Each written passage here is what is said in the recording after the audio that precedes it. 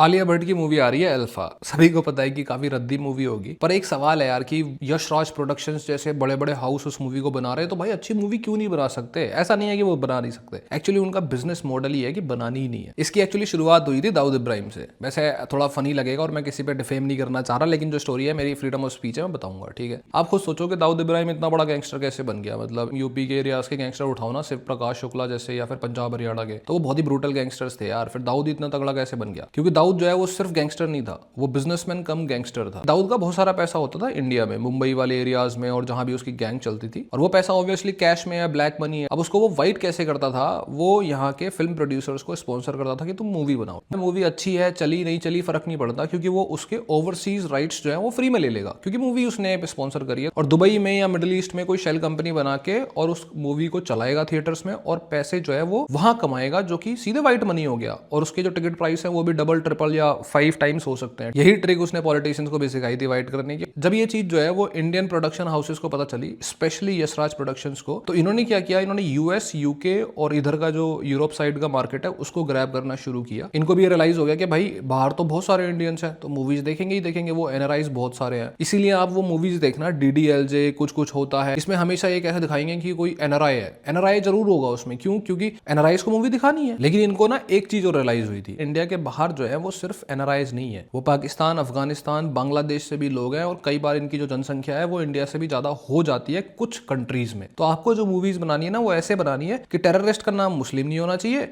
ISI बहुत बुरी agency नहीं है, आईएसआई की कोई एजेंट है उससे इंडियन एजेंट को प्यार होना चाहिए। ऐसे करके इन्होंने मूवीज से मोटा पैसा कमाया, प्रोडक्शन हाउसेस बड़े होते गए और इन्होंने एक मोनोपोली क्रिएट करनी शुरू कर दी। जब बड़े बड़े स्टार्स शाहरुख, सलमान खान की मूवी जो है वो तुम्हारे पास हो, तो ऑब्वियस सी बात है कि तुम एक ब्लॉकबस्टर साल में जरूर लाओगे। जैसे पठान, टाइगर जिंदा है, ये मूवीज। लेकिन इन मूवीज का पर्पस पैसा कमाना इतना ज्यादा था ही नहीं। और ये मैं नहीं बोल रहा, आप इनके फाइनेंशियल रिकॉर्ड्स उठा के देख लो यशराज फिल्म्स के। 2023-24 में पठान, टाइगर जिंदा है, ऐसी बड़ी बड़ी मूवीज आई। रेवेन्यू जो था वो था 1020 करोड़ का, और प्रॉफिट जो था वो कितना था? सिर्फ 6%, मतलब 60 करोड़। 60 करोड़ कितना ही रुपया होता है यार। प्रॉफिट आता है अगले साल, जहां पे सैयारा और इस टाइप की कई सारी मूवीज बनाई जाएंगी, और थिएटर्स वालों को, मल्टीप्लेक्सेस वालों को या फिर सिंगल स्क्रीन सिनेमा वालों को लगानी पड़ेंगी, क्योंकि अगर उन्होंने नहीं लगाई तो उनको पठान और टाइगर जिंदा जैसी जो ब्लॉकबस्टर आती है वो नहीं मिलेंगी। अजय देवगन ने तो केस कर दिया था सन ऑफ सरदार के टाइम पे कि भाई यशराज ने मोनोपोली बना रखी है और हमें तो स्क्रीन ही नहीं मिल रही है। और इस मेथोडोलॉजी से सैयारा जैसी जो मूवीज हैं, 40-50